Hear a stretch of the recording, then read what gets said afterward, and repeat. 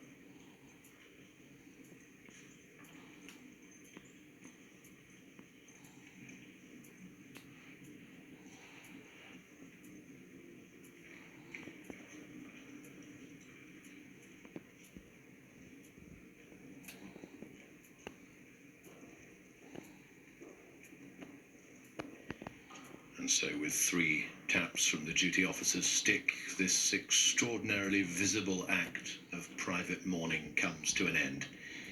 The Queen's children standing vigil in front of their mother's coffin here in Westminster Hall.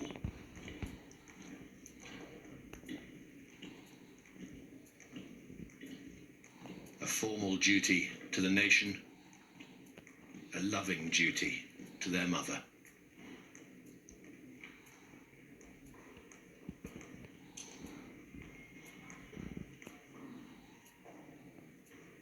The King, the Princess Royal, the Duke of York and the Earl of Wessex, and for their faces, stoic as they stood there, the steady stream of members of the public filing past. These people who have come from near and far to make this pilgrimage to express their sorrow at the death of the Queen. Well, tonight's vigil reflects the relationship between the monarchy and the state, 4 members of a family mourning their personal loss, surrounded by hundreds paying tribute to a loved and respected figurehead, a meeting of private and public grief. Our continuous coverage of the lying in state continues on the BBC Red Button, at the BBC website, on the BBC Parliament channel and on the iPlayer. It'll be there until Monday morning, when Her Majesty the Queen leaves Westminster Hall for a final journey to Westminster Abbey and on to Windsor Castle. Meanwhile, those at the head of this vast, slow-moving, snaking line of people continue to descend the steps into Westminster Hall. Some have carefully planned for their time in the queue. Others have joined, it seems, on an impulse. I've seen sturdy outdoor gear alongside summer shorts, school children in blazers, guides and scouts, men and women wearing the black of mourning, brightly coloured kente cloths, pale salwar kameezes, suits, workwear, jeans, clerical collars. Elderly couples supporting each other as they pass the coffin. Teenagers standing in awe. Family groups spanning several generations. A mother holding a toddler, almost too big for her arms. Tens, hundreds of thousands of people, all united in their desire to pay their final respects to Her Majesty the Queen.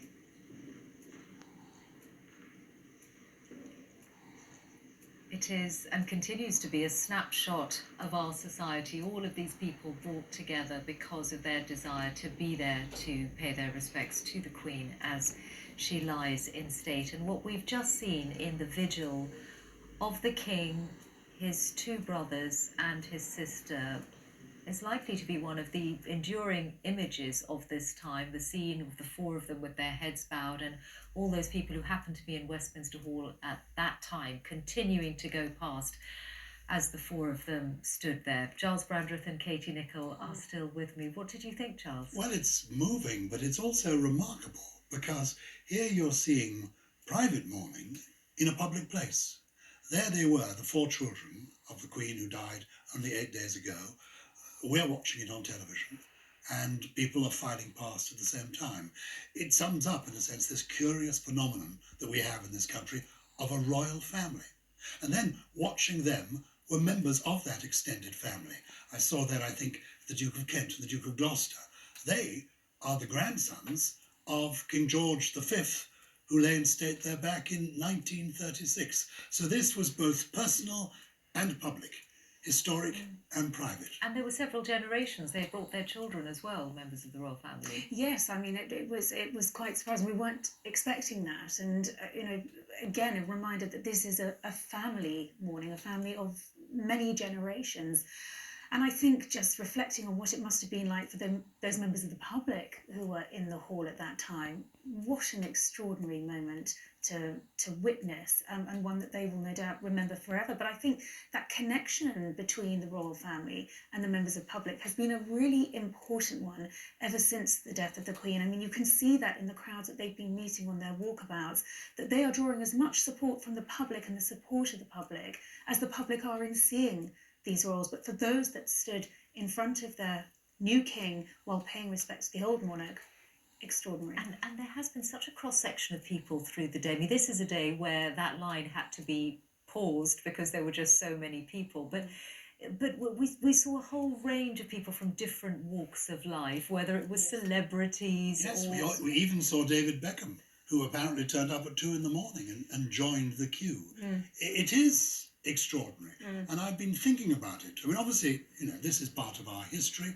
It is not for everybody, you know, but whether you are monarchist or Republican, kings and queens have been part of our island story. But there's something more going on here. And I think it's because in a dark world where there is a lot that is bad, the Queen was good. She was an exemplar of goodness, and people are reaching out for that and wanting almost to touch it, to say thank you, and to celebrate the decency of the Queen.